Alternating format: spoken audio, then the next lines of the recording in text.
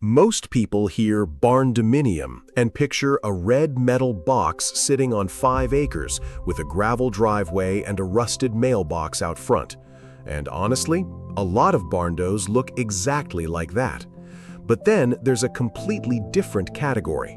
Homes that stop you mid-scroll, that make you go back and read the caption again because you genuinely don't believe what you're looking at is a Barndominium.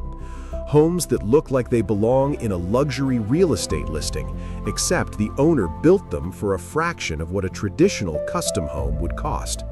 That's what this video is about. Today, I'm breaking down 5 Barndominiums that look like million-dollar homes, the exact design decisions that create that high-end look, and what it would actually cost you to build something close to it in 2026. Stay until number 5. It's the design that will completely change how you think about what a Barndo can be. Before we get into it, the reason these homes look expensive isn't random. It's not luck, and it's not always about spending more money. It comes down to a handful of deliberate design moves that signal luxury. I'm going to walk you through exactly what those moves are on each build, so you actually understand why they work. Let's go. Design number 1, the dark parapet Barndo. This is the one that hides its roots entirely. The first design is what I'd call a hidden roof Barndo, and it is one of the most underused tricks in the entire Barndominium world. Here's the concept. Instead of a visible pitched roofline like every traditional barn, you build behind a clean, flat parapet wall. The roof is still there, sloped slightly for drainage, but it's completely invisible from the street. No barn silhouette, no gable peaks, nothing that reads agricultural building. What you're left with is a low, wide, bold form, typically in jet black or deep charcoal metal cladding, with massive black-framed floor-to-ceiling windows and a sharp horizontal profile that reads less like a farmhouse and more like a luxury boutique hotel. The detail that separates the elite versions of this design from a generic metal box is material layering. The best examples pair that smooth, dark cladding with board-formed concrete on accent walls, or a warm timber band that wraps around the entry. That contrast, cold metal, warm wood, raw concrete, is exactly what high-end architects charge premium fees to achieve. Inside, these builds go fully modern. Polished concrete or large-format porcelain floors, flat ceilings with minimal soffits, floor-to-ceiling glazing pulling the landscape directly into the living room. Cost reality on this one? Premium custom Barndominiums with large window packages, complex exterior detailing, and high-end interior finishes run $150 to $200 plus per square foot in 2026, according to current construction data. A well-executed 2,000 square foot version lands somewhere between $300,000 and $400,000 all in. That's well below $1 million, and it presents like double that from the street. Design number 2, the Hill Country Stone Barndo. This is the design that surprises people most when they find out it's a Barndo. The secret is stone, but used in a very targeted, intentional way. Not covering the whole exterior in stone veneer, which can look overdone and cheap.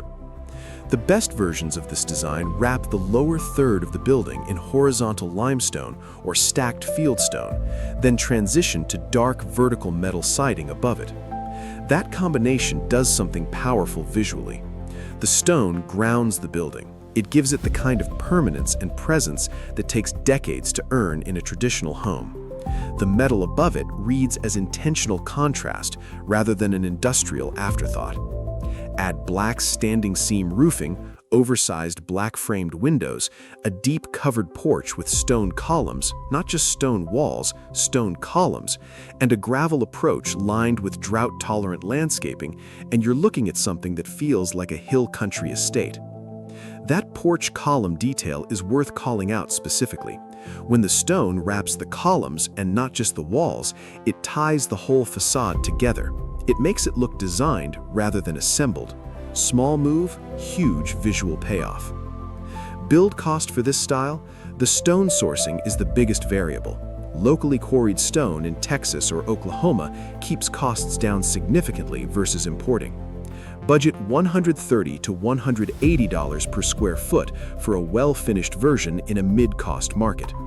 At 2,400 square feet, you're looking at $312,000 to $432,000 all in.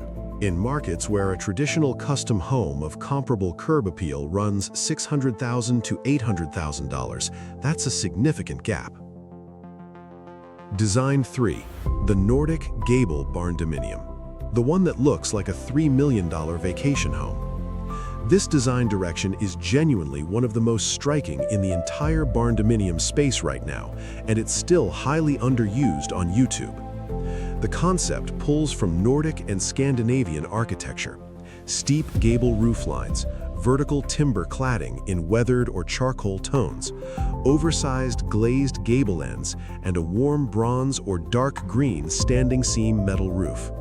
The aesthetic is clean, severe, and quietly expensive in a way that American farmhouse design rarely achieves.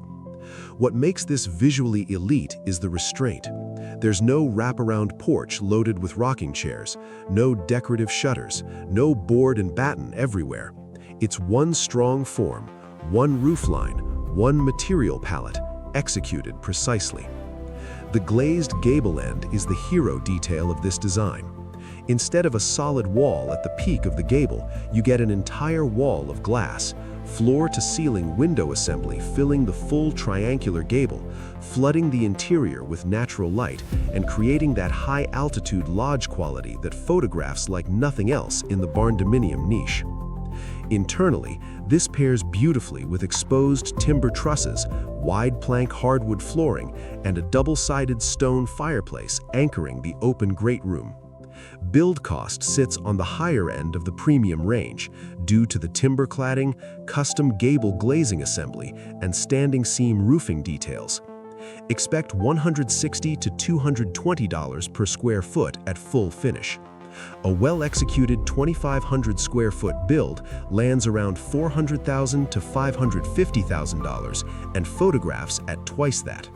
Design number 4, the Courtyard Barndo. This one is less about cladding and more about architectural form, and it might be the highest ROI design concept in terms of the gap between what it costs and how it presents. The idea is straightforward. Instead of one long rectangular structure, you fold the building into a U or L shape that wraps around a central courtyard. That courtyard becomes the heart of the home, a completely private outdoor room with a covered patio, outdoor kitchen, fire feature, and often a pool or water element that no neighbor can see into. What makes this look genuinely wealthy is the indoor-outdoor connection. The best current versions of this run the same flooring material from the living room through massive sliding glass walls directly onto the covered patio. No threshold, no step, no visual break. You're not going inside or outside, you're just moving through one continuous space. The roof extends well beyond the exterior walls on the courtyard side, typically 6 to 10 feet of covered overhang, providing shade in summer and rain year-round. Some builds include radiant heating loops in the poured concrete patio slab to extend use into cooler months. This is the design that buyers in Arizona, Texas, and Southern California are choosing over traditional custom homes right now because the courtyard delivers resort-level outdoor living without resort-level maintenance costs.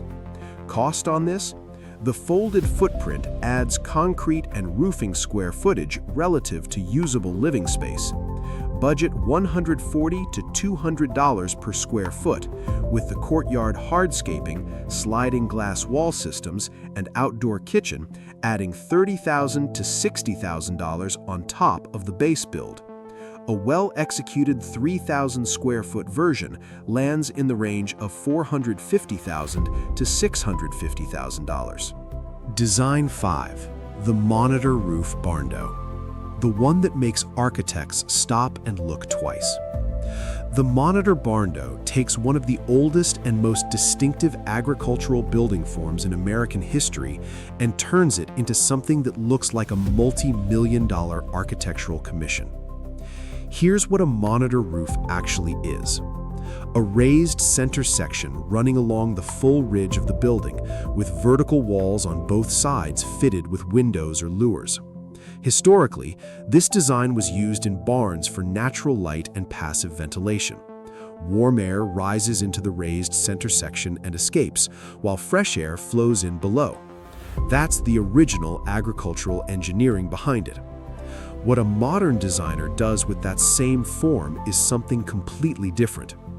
In the best current residential versions, that raised center section becomes a 16 to 20-foot vaulted great room, flooded with indirect northern light through the clerestory windows. The quality of light you get from clerestory glazing is the same quality architects spend enormous effort achieving in high-end residential projects, except here it's baked into the roofline itself. It comes with the structure. The exterior reads unlike any other barndominium form. Where a standard gable barndo has one roofline, the Monitor has three distinct horizontal planes: the lower side wings, the raised center walls, and the main roof above, creating a complex, layered silhouette that photographs like serious architecture.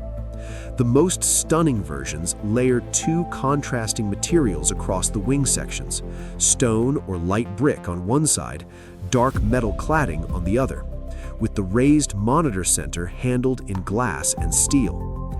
Three materials, one cohesive form. The visual depth this creates is what makes people stop and ask, wait, what kind of building is that? Inside, the steel roof structure gets exposed and painted matte black. Wood plank ceilings in the lower wing sections create warmth and contrast against that industrial center. And one detail that separates the exceptional builds from the average: a mezzanine tucked into the transition between the Monitor and one of the side wings, a library, a home office, a reading loft. It breaks the vertical space unexpectedly, making the building feel like it has layers, like it was designed by someone who thought about it for years. This is the Barndominium that, when photographed correctly, people genuinely don't believe is a barndo. Cost? The Monitor roofline is more complex to frame than a standard gable, and the clerestory glazing adds to the window budget meaningfully. Budget $160 to $220 per square foot for a fully finished build. A 3,000 square foot, well-executed version lands around $480,000 to $660,000, under $1 million, presenting like two.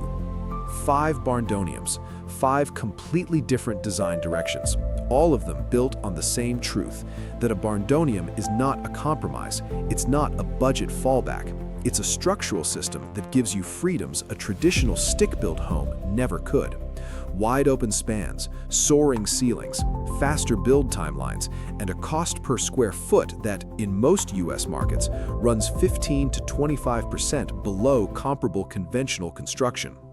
Where the gap opens up even further is in the design conversation, because once you're having that conversation, once you're choosing a monitor roofline or a glazed gable end or a courtyard that wraps around an outdoor room, a barndo can go toe-to-toe with any custom home at any price point.